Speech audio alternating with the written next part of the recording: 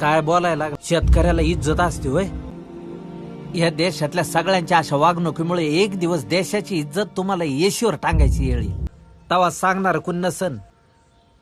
अतिवृष्टी आली, वाला दुष्काळ, कोरडा दुष्काळ, रोगराई आली, कोरोनामुळं सगळं जग ठप झालं. थांबला नाही तो फक्त शेतकरी.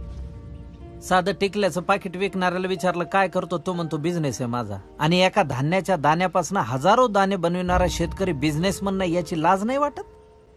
आणि तुमच्या या अशा नटवेपणापायी आज नवी पिढी अर्धवट शिकलेली मातीत पाय घालायला तयार होत नाही. उद्या जर शेती करणारी पिढीच निपाजली नाही तर काय करणार आहे तुम्ही? का पैसा भरणार आहे फक्त? एक दिवस तुमच्याकडे खूप पैसा असन, खायला अन्नाचा कण नसन, त्यावेळी काय खाता? पैसे, नोटा.